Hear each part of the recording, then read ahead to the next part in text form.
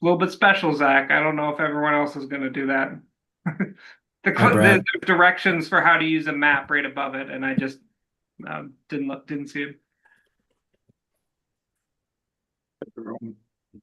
By the way, that's beautiful. Directions for how to use the current inventory is shared. It's really good. Is it the Inventory Explorer, Yeah. the By the way, public platform? yeah. I found the table to be much more to be very useful. Thanks. You can download it too if you need for anything. I saw that. Yeah.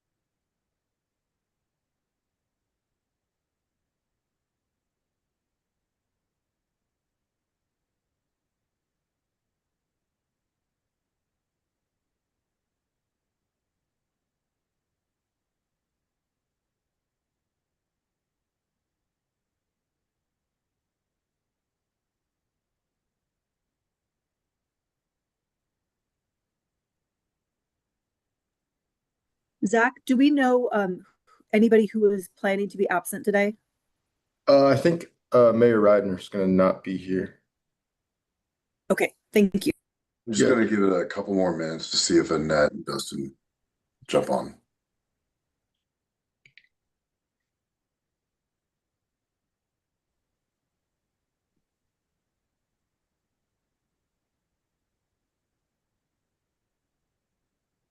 Okay.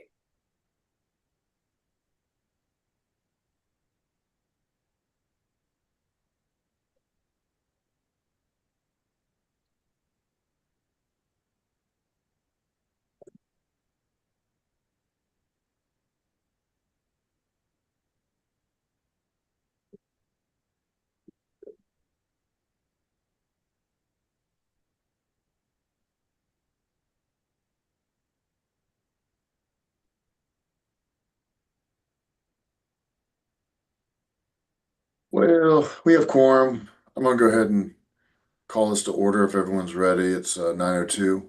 Want to welcome everyone. Good morning and welcome everyone to the March meeting for the Board of Directors of Muncie Land Bank. We start off with our consent agenda comprising of last meeting's minutes and our monthly financial statements. Assuming everyone has had a chance to review the consent agenda, I would entertain a motion to approve as presented. I have a question. Yes. When I look at the treasurer's report or the financial statement, I was looking for these two properties that we acquired that were $28,000 and $24,000, and I didn't see that. Is that going to be in next month's Yeah. report? Okay, so this closed out before those Yeah. hit the bank. Yeah. Okay, Yeah. good deal. All right, I make a motion to approve the financial statement and pass board meeting minutes. Second. I have a motion and a second to approve the consent agenda as presented. Gene, did you have a question? No, I was gonna second. We have a third. Sorry. No, that's all right. If there's any other questions, comments, concerns? Hearing none, we'll do a roll call vote. All in favor, signify by saying aye. Rebecca, Aye. John, I, Heather, Aye. Jean, Aye. Annette, Aye. Melanie, Aye. and I makes it unanimous. Consent agenda is approved as presented. Thank you, everyone. Moving along, our agenda is fairly, I think, short this month.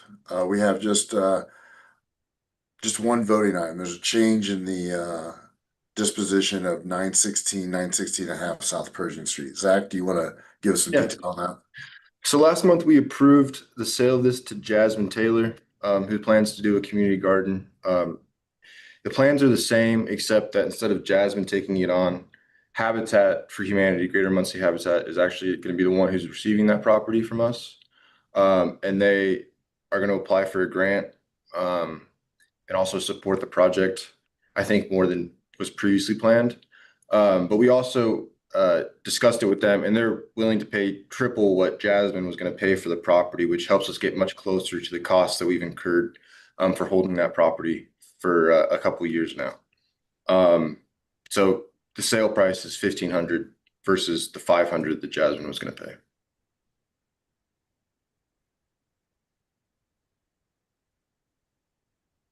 I make a motion to sell 916 and a half South Pershing to Habitat for Humanity for $1,500.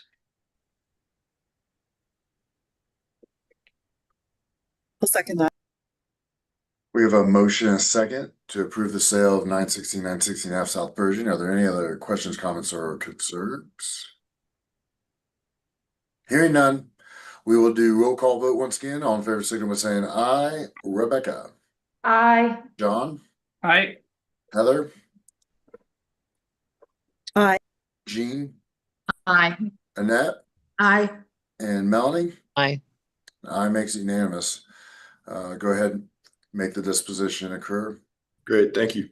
And I think that concludes all our voting items for this meeting. The rest is items of general discussion, which are normally updates on our committee activities. Up first is the proposal for a strategic planning RFP. Strategic planning committee got together, created an RFP. It was sent out, commented on, and then it's in today's meeting minutes inputs or meeting inputs. And has everyone had a chance to take a look at it and review it? And Heather, I want to thank you for all the work you did on it. I have had a chance to look at it and review the second draft as well. So I think the goal today is really just for the board to give approval, and I don't know if it needs to be official voted approval for the committee to put the RFP out for bid, which our goal date for that finalized final document is March 31st.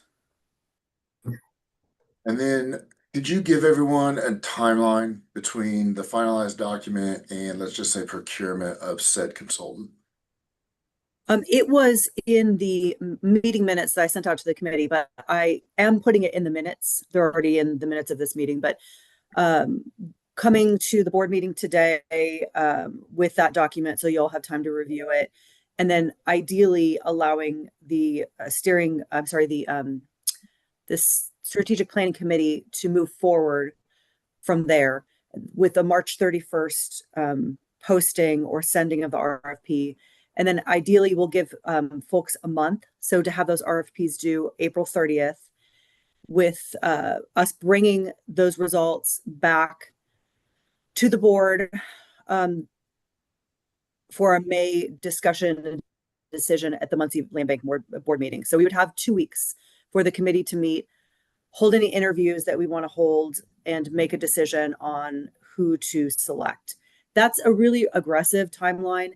If we have a month and we get our RFPs at the end of April, we do have time to make some decisions if we can't determine who we want to hire before the May 15th board meeting. But I figured we'll just go in with an aggressive agenda and then see how things go. Are there any questions from anyone? Questions? Oh, yeah.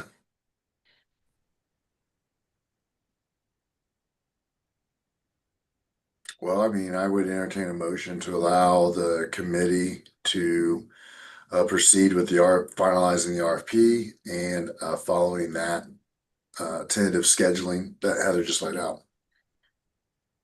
Can we just do a tiny bit more discussion? I'm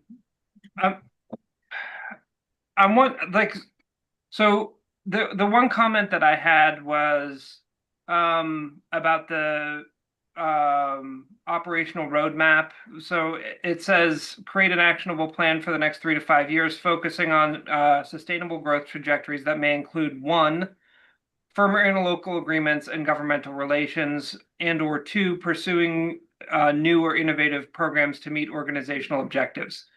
And I'm curious, I mean, I would like for there to be some kind of activity or event that the consultants do where we get closer to a final understanding of what our relationship with local units of government is going to be.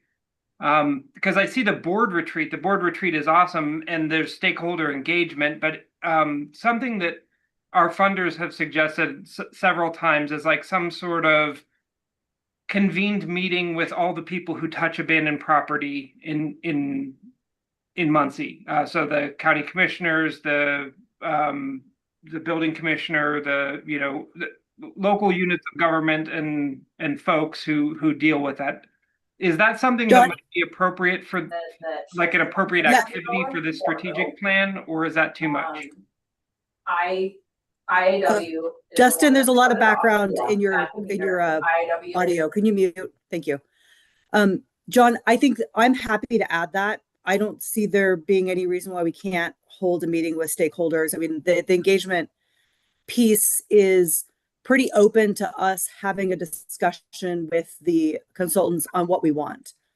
Okay. So yeah, we can add it if you want to. I think it is broadly already in the document, so that we can tell them what exactly we want those engagement activities to look like. Yeah, focus groups with city, county officials, I guess, kind of covers it. It just that always seemed to me like such a big task, getting everybody in a room and having a discussion.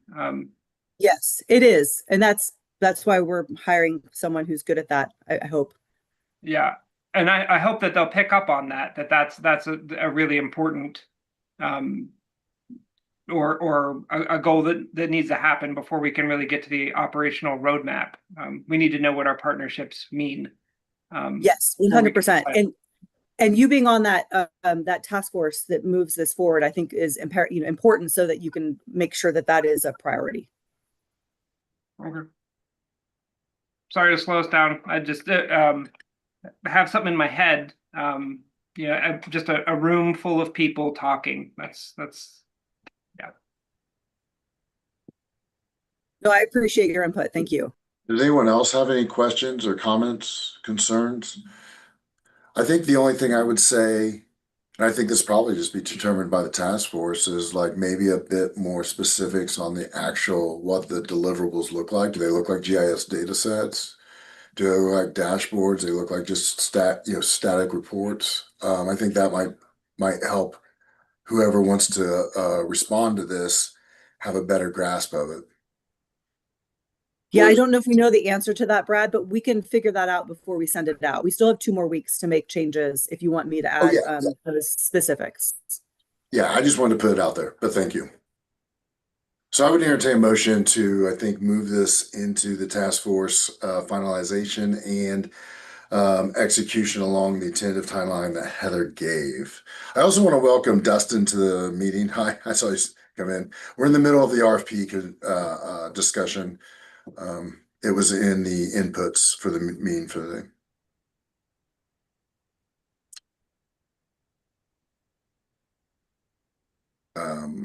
Does anyone like to make a motion? So moved. Thank you. Does anyone like to second that? Second. Any other comments, questions, concerns? Hearing none, roll call vote. All in favor, signify by saying aye. Rebecca, Aye. John, I, Heather, Aye. Jean, Aye. Annette, Aye. Melanie, Aye. and Dustin. Aye. And I makes it unanimous. Thank you very much. Task force will move out the plan. And now we move on to real quick, position Brad, disposition, right? What was that? Brad, the task force is the same as the one that met before, or yeah, Yes. okay. Mhm. We're just gonna use that committee. And now we're just gonna move on to acquisition disposition. Zach, you wanna take us from here? Sure, yeah. Thank you. So we finally finalized the transfer of 9 properties from the MRC. We just essentially paid the cost to transfer those properties. So there's 9 of those. 8 of those are in the industry neighborhood, and 1 is in Blaine. We're already working with Habitat. Hopefully, they've expressed interest in these properties for future sites. We acquired 2 at the March 11th sheriff's sale, 724 West Powers, which is right across the street from 4 new builds in the Old West End that Intend's going to do. And then we acquired 2116 North New York Avenue. We've already had some interest in these properties, so we're excited to see what these rehabs could look like. A few months back, Larry Robinson, if you remember, in October, we approved an option to purchase 1209 South Hoyt. He did all the work to figure out what those costs were going to be like to do a new build on that site. He's decided against it because of those costs, which is fine.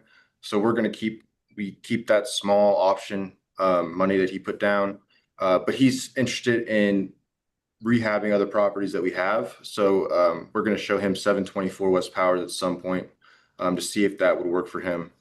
Remed Page, a property that we disposed of in November to him, 2523 South Meeker, which was a tax deed.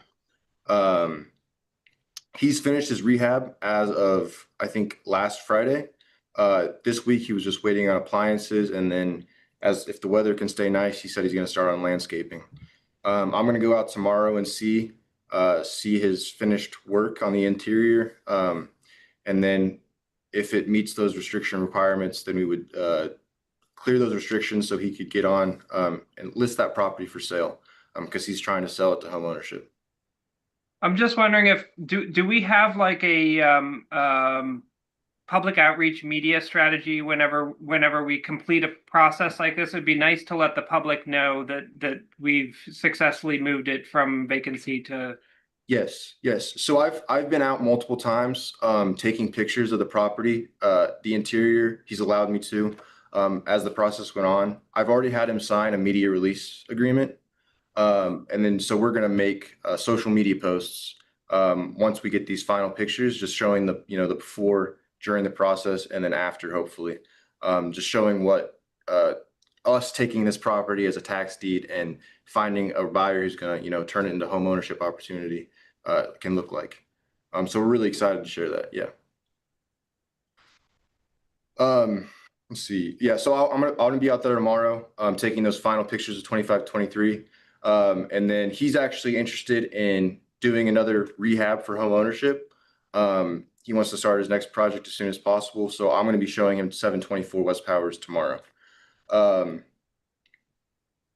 Intend, we're in contact with them constantly. They shared with us that they might be actually short on lots for the new builds that they need. What they said, what Bennett said, who's the real estate manager for this project, is that 601 South Council's central location, because there's 2 lots on the north side of it, or 3 lots on the north side and 3 lots on the south side of it. Its central location, it would have allowed a split that would have produced more lots. So having that lot would have provided the ability to split differently to, I think, two or three more houses just based on the location. Those lot lines could have been changed. Without that property, it becomes harder, so they need to find lots to build on in other locations. Now we have other lots that we could provide to them, so that's still in the works. We're going to see what happens. But for example, we have 619 South Council, which is at the very least a triple lot. that could be used if needed. And Zach, I'm sorry, real quick. Have you all been in contact with Erica Carter since I think it was our January meeting that we decided not to act on her proposal? I told her that we couldn't proceed. The board didn't approve it, so we couldn't proceed with that purchase. Bennett has told me that he's trying to see if he can work out an agreement with his leadership where if we had to pay that price, we could be repaid at the back end once the property sells. Sure. He doesn't expect us to make any movement on that property until we know that we can be made at least close to being made whole. Yeah. So Thank you. yeah, absolutely. So all said and done, our total property inventory right now is 55. So we're excited that we can, be spending this grant money that we have in the Old West End and continue our work. Any questions on A&D? I have a quick question. Can you remind me in terms of like private developers, like I believe his name Larry, right? So when they finish a home, so is he submitting some type of inspection report or are you just doing visual walkthrough yourself? Yeah. So Ramed is the one who did 2523. Amp Properties is his company. We don't have a formal like inspection report. As you said, it's like Nate and I taking a walk through, making sure that he's met the criteria, done what he said he was going to do in his bid form. But we'd also be open to moving forward, creating a process like that if the board saw that as necessary. I think it would be good just to at least at minimal, like have in our files or a certificate of occupancy clearance from the building commissioner. Okay. So not asking them to do like the more stringent Inspire inspections that we would have to do like for our HUD funding, but at least we know the building commissioner's been through there and they've issued a certificate of occupancy. Okay. Yeah. I mean, that's actually a really good point. So that's something because we've been doing like our most recent disposition, instead of specifically deed restrictions, we did what's called a project agreement, which is something Intenda said we should do because it's stronger, more specific.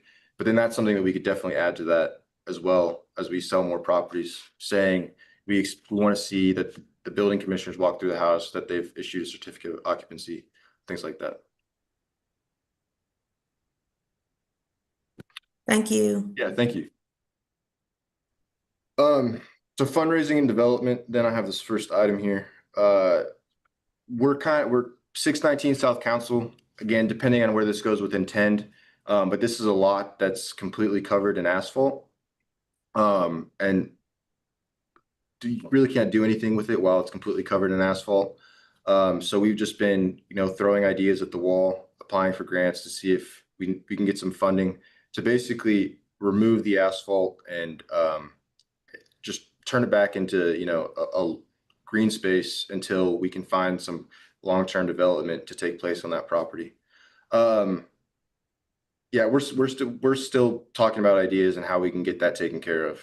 But we have a few. Nate, do you want to talk about the next items? Yep, so we submitted a LOI for the quarterly grant from Community Foundation. That's due April 13th, I think, so we'll get that in. That's for operations support. The MLB is serving as the community partner for what are called immersive learning grants that are from Ball State and run through classes, studios in this case, and one is through the architecture department and one is through the urban planning department. For the architecture focus, we're going to be we got 3-year commitment funding support from Ball State to advance the idea of pre-approved designs. That's something that we've looked at other cities doing. South Bend. I'm hearing Fort Wayne is now doing, looking at something like that. And we're just trying to use Ball State as a resource to try to get to advance that conversation. What exactly will look like, we don't know. Whether that's something that kind of the land bank houses is, and it's more at a neighborhood level, or it's something that excuse me, perhaps the city wants to get involved with. We have some funding to kind of push that alongside it. And then for our there's another one going through the urban planning department second year planning studio that Dr. Yu teaches. We're going to continue doing what we've been doing the last couple of years, and basically the second year students helping us create a base layer of data in the neighborhoods where we're working. Right now we're working in Whiteley and Riverside Normal City with Plan 203, and then next year we'll do another couple neighborhoods depending on how many students are in the class. So anyways, that's great. Just our partnership with the planning department and the College of Architecture Planning has been a huge part of what we do on the ground day to day. Moving on, we presented at the IDEA conference on our current tax sale research. There was probably 50, 60 people at the session that Brad and I facilitated. The whole conference is always great. Folks that put that on, it's a lot of work, and it's fun, being around Muncie neighborhood people, but it was a great space for us to present a first time some of this really fresh and more complex tax sale kind of analysis. We are going to be presenting at the Indiana Prosperity Indiana's annual summit, similar on our current tax sale research. We're trying to bring this to close of first phase. And again, this is all tied to the Robert Wood Johnson money that we got last year. We officially, the grant ends mid-April, but they've been really encouraging to just say, hey, just consider this as a first step, because one of the things that we're realizing is that once you get in it, there's so many questions that we haven't yet answered. And they're really hard to answer. And so there needs to be either more dedicated funding or more partnerships that help us figure those things out. So this is going to be a really powerful report. And it's something that we're going to be actively trying to share in all different kind of spheres locally, and then, across the state, potentially beyond. Any questions about that? Comments? I will say about the IDEA conference presentation, there were folks from many granting organizations in our audience. There were folks from the Anderson community, and there were Sue Arrington, our state rep, was there as well. So it was a pretty, there were a lot of Muncie folks, but there was pretty broad representation there. Last First Friday, Joe Fillenworth, some of you that might ring a bell. Went through the urban planning program at Ball State, and he worked with the land bank for a couple of years and then got hired by Intend. He is the land bank manager at Intend Indiana, and he came and facilitated our last First Friday, did kind of an update on the state of land banking across Indiana, and specifically talked about a bill that was presented at this last legislative session, and that didn't get out of caucus. So kind of the same experience with land banking legislation that's been presented, I think, the last 4 or 5 years now. But it was a really good conversation, well attended. We are still working on an April meeting. Go ahead, John. It might be too late for this because it's coming up pretty soon, but there's a primary election happening and then a general election, and informing our what might be our new elected officials about land banking practice might be an interesting use of a First Friday meeting. A while back, we did one for city council, and I thought it led to some great conversation and questions. I think that would kind of maybe be a bit of a heavy lift. But have we considered doing something that's targeted at people who are running for office? Yeah, no, I think that's a great recommendation. And when I started looking at everything that's going on, it did feel like that's going to take some extra effort to promote and try to get people into the room. I haven't actually checked on the timeline. I was thinking potentially May or June. We have another speaker that's set up that I think is flexible, can either do May or June. When are the I mean the general elections in November, correct? Yes. And yeah. So But Nate, I was kind of thinking the summertime when I'm not, also involved in class, it would give me more time to could I suggest, Nate? We may have already chatted about this, but you might reach out to Colby and see if he'd be willing to do his presentation that he did at the IDEA conference, because he got such great responses. I mean, people really enjoyed hearing his information, and it's fresh in his mind. So it might be easy for him to transition this over into another presentation date and time pretty Yes. quickly. Yeah. No, I actually did. I think you maybe mentioned that when we passed each other another setting, Heather, and asked him specifically, could he take his presentation and also, emphasize a little bit more, what's the role of the land bank and his framing of what a flourishing Muncie future looks like. Yeah, it could be really using that interesting. pressure. So, Just to answer your question, the primary is on May 5th. And then the primary, okay. And then the general is on November 3rd.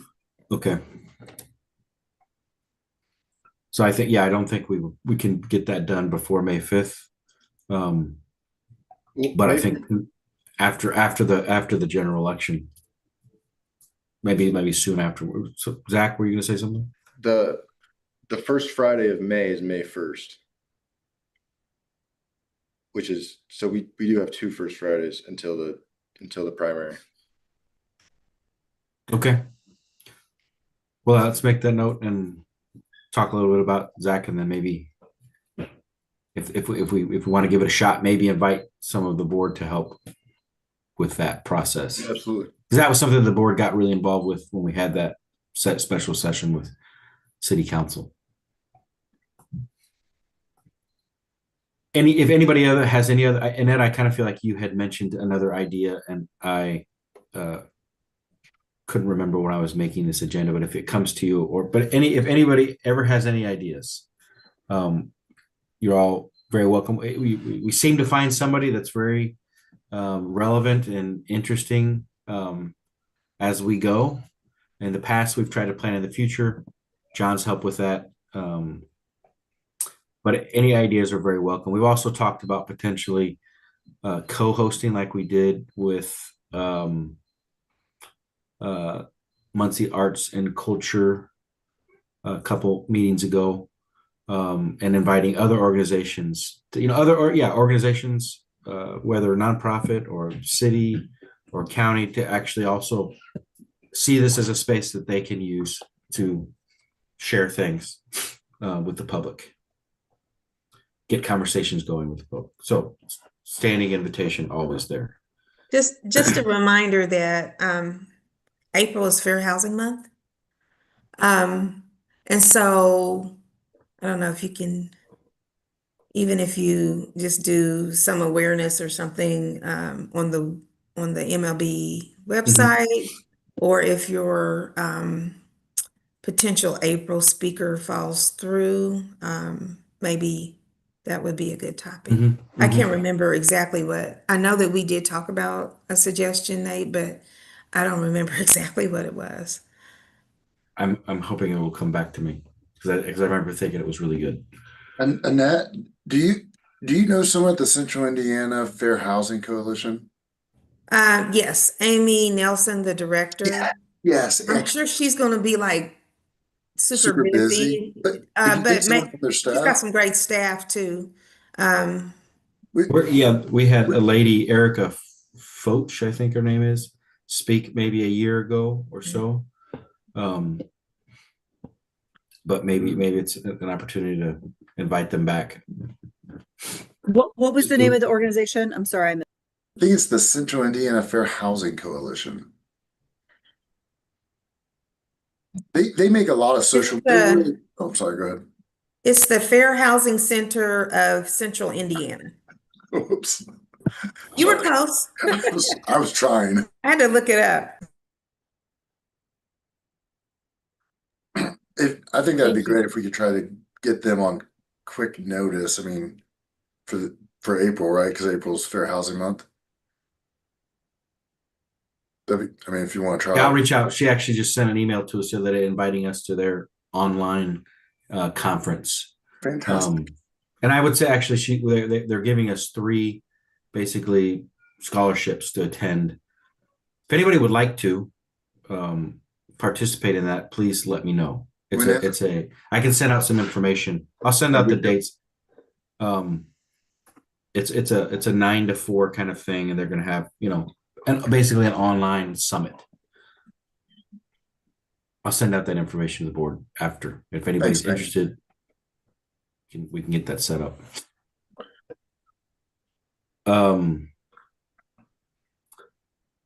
Update on partnerships.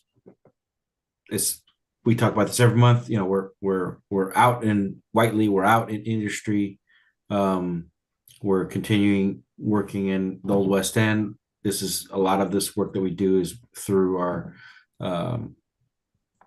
work with the studios, Plan 203 right now, also the ARC 400, and Ruby and Zile continue to push along our 812 corridor redevelopment plan, or at least collecting the data, and then they're meeting with stakeholders. So we have a lot going on the front of just like out in the community work. And then we have a really kind of a new cool program partnership that we're going to be participating in. Annette brought it to our attention and then helped convene the Muncie Housing Authority, the Anderson Housing Authority, the Land Bank, and Pastone. We applied together to participate in a cohort that the Center for Community Progress is putting on. Kind of a similar process, a little bit less intense, but similar process to when we applied for the Vacant Property Leadership Institute a couple of years ago. But it's a program that's going to be providing,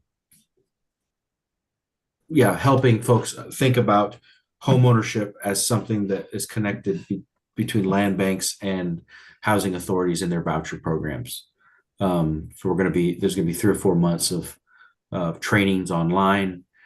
It's an opportunity for us to connect with the housing authority, which we have not done a whole lot of. I mean, I know the director there a little bit, but there's an opportunity for collaboration that we have not really explored. And then also Anderson Housing Authority. One of the things that has come up in different spaces that, like, Anderson's very similar to Muncie, and they have some of the same needs. They don't have an official land bank.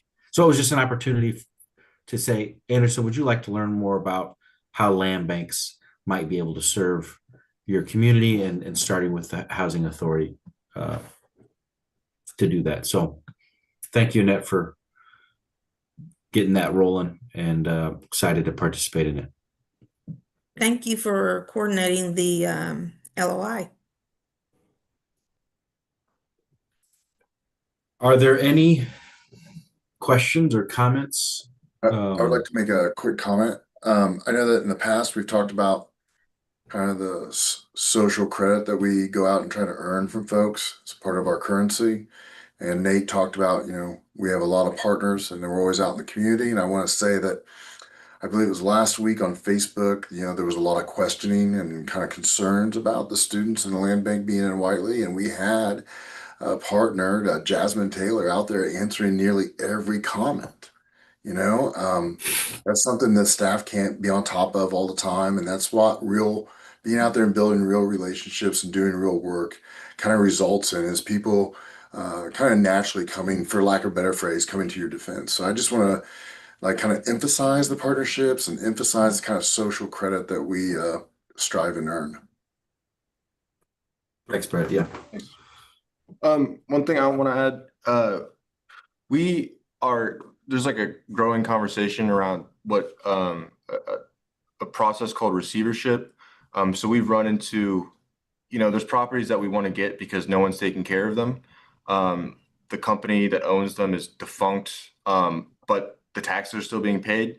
So it's like that's kind of been a wall for us, because if we can't get it through the tax sale or the deed sale, we can't really get the property, especially if we can't contact the owner. But receivership is something that's come up in a lot of conversations. It's a tool that isn't used very much in Indiana, but it's in the unsafe law. So we're having a meeting with Jeb from Intend. We've invited Courtney Walker, the UBHA administrator, is going to be on it, and then Gretchen's going to be there. The community community development. So if any of you would like to also be on that call to learn a little bit about receivership, happy to send you the invite. I'd like to be on that call, please. Yeah, absolutely. Absolutely. Yeah, Zach, I would too if I have capacity, if I have time. Okay. Okay.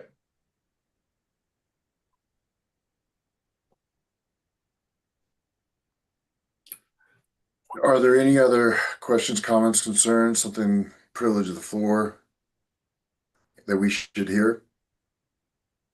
I think we can officially say, Nate, if I'm correct, that we are back to hiring a Vista employee. Yes, yeah. Thank you, Heather. So it was originally, it's through the AmeriCorps.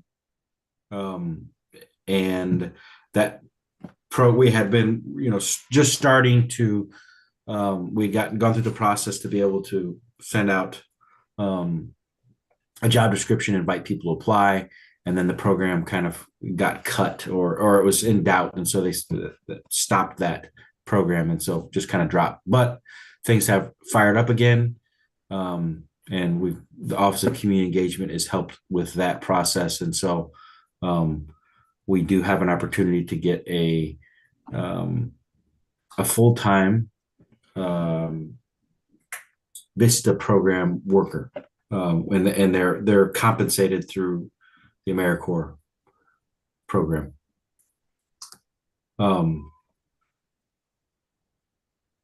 Yeah, I was also just going to say, Heather, thank you for all your work with the strategic planning process. That's a lot of work, and we would not be hard to get there without you pushing and doing all that extra work. So thank you. Well, you're welcome that I'm a dork and that I love strategic planning. Yay for dorks. Yeah, wait for dorks.